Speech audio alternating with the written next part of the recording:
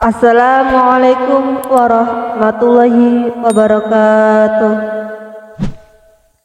Sahabat yang beriman yang dirahmati Allah Subhanahu wa taala, semoga hari ini kita semua diberikan keberkahan hidup dan kemurahan rezeki oleh Allah Subhanahu wa taala.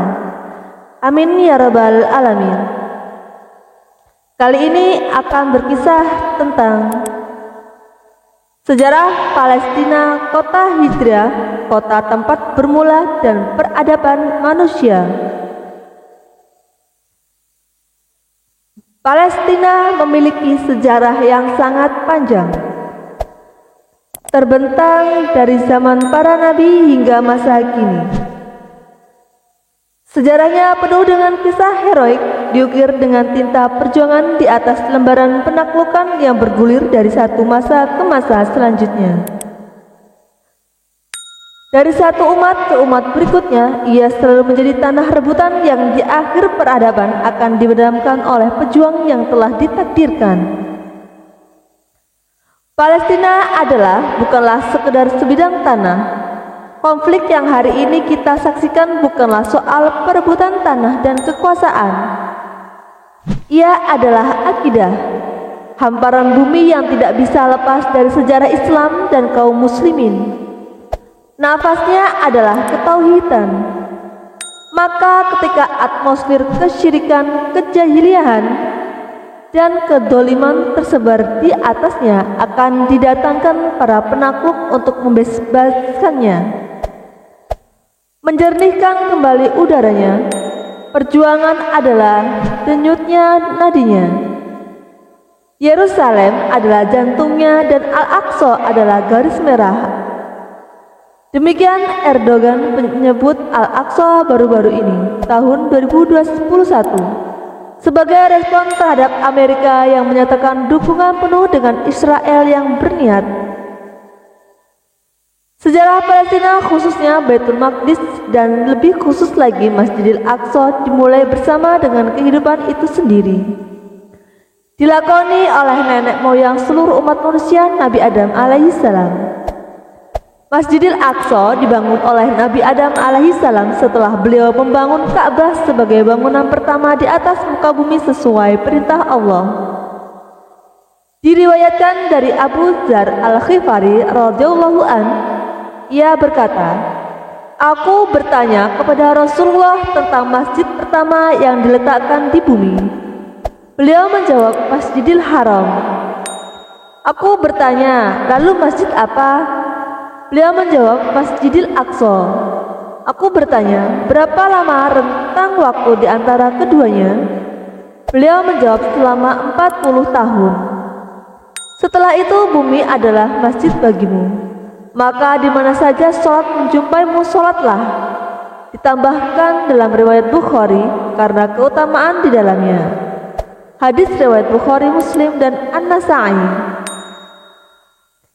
Di masa Nabi Nuh alaihissalam, kedua bangunan rusak karena banjir bah yang menimpa kaum Nuh yang membangkang. Keturunan Nabi Nuh menyebar ke pelosok berbeda menjadi nenek moyang ras dan suku bangsa, membawa misi menyebarkan tauhid untuk ditinggikan di atas bumi Allah. Maka terus bergulir panjang hingga sampai pada lembaran sejarah yang berkisah tentang kehidupan Nabi Ibrahim alaihissalam, Khalilur Rahman, kekasih Allah. Nabi Ibrahim lahir di Babilonia, Irak, negeri yang makmur tapi kehidupan di dalamnya penuh dengan kesibukan jahiliyah yang saat itu dikuasai oleh Raja Namrud. Ibrahim yang hanif berdakwah untuk menghilangkan kesyirikan penyembahan kepada berhala, termasuk dilakukan kepada ayahandanya tercinta. Tapi hidayah hanya Allah berikan kepada yang Dia kehendaki. Ayahnya menolak untuk beriman kepada Robnya yang esa. Akhirnya Nabi Ibrahim beserta istrinya Sarah juga keponakannya Nabi Lut hijrah ke tempat yang diperintahkan Allah, yakni Palestina seperti yang sudah disebutkan sebelumnya. Baitul Maqdis adalah tanah harapan dan pusat keberkahan. Di sanalah beliau tinggal dan mengajarkan tauhid kepada anak manusia. Di Hebron, Al-Khalil, tanah yang diberkahi Allah, Telah terabadi kisah keluarga luar biasa ini di dalam Al-Quran. Dari rumah Ibrahim alaihissalam Allah karuniakan Ismail dan Ishak.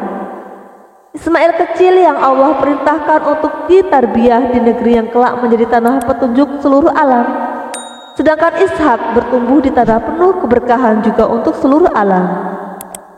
Bersama ayahnya, Nabi Ismail alaihissalam membangun Ka'bah kembali dan Nabi Ishak alaihissalam menegakkan Masjidil Aqsa kembali. Dari keturunan Nabi Ishak alaihissalam lahirlah Nabi Yakub alaihissalam. Ia adalah yang disebut Israel. Beliau memiliki 12 anak, termasuk salah satunya adalah Nabi Yusuf alaihissalam menetap di Palestina dan memelihara Al-Aqsa. Kisah Nabi Yakub dan Nabi Yusuf juga diabadikan dalam Al-Quran, bahkan dengan satu surah khusus bernama Surah Yusuf. Dari sejarah kita tahu setelah Yusuf kecil dikerjai oleh saudaranya hingga akhirnya beliau terbawa ke Mesir dan takdir Allah membawanya menjadi pejabat penting di Mesir. Hatinya yang penuh kebaikan memaafkan saudaranya yang jahil itu dan membawa mereka semua untuk tinggal di Mesir. Maka beranak pinaklah mereka di Mesir, tetapi Nabi Yakub di masa akhir hidupnya kembali ke Palestina dan wafat di sana. Keturunan Nabi Yakub Bani Israel hidup di Mesir di bawah kekuasaan Raja Mesir yang disebut Fir'aun. Salah satu Raja Fir'aun yang paling dolim yang kemudian menyatakan dirinya sebagai Rob yang tertinggi adalah Ramses II. Di masa inilah tahun 1250 sebelum Masehi Allah mengutus lelaki pilihannya Nabi Musa alaihissalam. Nabi yang paling sering dikisahkan oleh Allah dalam Al-Quran, begitu juga kaum Bani Israel. Sejarah yang Allah ceritakan kepada kita agar kita memberikan perhatian besar terhadap kaum Bani Israel. Bangsa yang Allah sisakan untuk kita sebagai ujian perjuangan, dan ini sekaligus menjadi isyarat agar kita menunjukkan perhatian kita di masa depan untuk Masjidil Aqsa. Musuh yang sedang menguasai Masjidil Aqsa hari ini itulah mereka bangsa Yahudi, kaum Bani Israel. Dan ingatlah ketika Musa berkata kepada kaumnya, "Wahai kaumku, ingatlah akan nikmat Allah kepadamu ketika Dia mengangkat nabi-nabi di antaramu dan menjadikan kamu sebagai orang-orang merdeka, dan memberikan kepada kamu apa yang belum pernah diberikan kepada orang pun di antara umat yang lain. Wahai kaumku, masuklah ke tanah suci Palestina yang telah ditentukan Allah bagimu, dan janganlah kamu berbalik ke belakang karena takut kepada musuh. Nanti kamu menjadi orang yang merugi." Mereka berkata, "Wahai Musa, sesungguhnya di dalam negeri itu ada orang-orang yang sangat kuat dan kejam. Kami tidak akan memasukinya sebelum mereka keluar darinya. Jika mereka keluar dari sana, niscaya kami akan masuk." Berkatalah dua orang laki-laki di antara mereka yang bertakwa, yang telah diberi nikmat oleh Allah. Sebelumlah mereka melalui gerbang pintu gerbang negeri itu. Jika kamu memasukinya, niscaya kamu akan menang. Dan bertawakallah kamu hanya kepada Allah jika kamu orang yang beriman. Mereka berkata, "Wahai Musa, sampai kapanpun kami tidak akan memasukinya selama mereka masih ada di dalamnya. Karena itu pergilah engkau bersama Tuhanmu dan berperanglah kamu berdua, biarlah kami tetap menanti di sini saja." Dalil inilah yang selalu diangkat oleh orang-orang Israel yang bersikukuh bahwa tanah Palestina dihadiahkan untuk mereka. Padahal nenek moyang mereka mewariskan sejarah bahwa mereka sendiri yang menolak untuk memasuki Baitul Maqdis. Mereka katakan kepada pemimpinnya Nabi Musa alaihissalam, "Pergilah kamu bersama Robmu, kami akan duduk menanti di sini." Maka Allah menghukum mereka dengan larangan memasuki Al-Quds selama 40 tahun. Mereka disesatkan Allah hingga berganti dengan generasi yang soleh. Nabi Musa berlepas diri dari mereka dan meminta agar Allah memanfaatkan di dekat Baitul Maqdis. Dan Allah pun mengabulkannya. Nabi Musa wafat di dekat Bukit Merah, tempat yang sangat dekat dari Baitul Maqdis.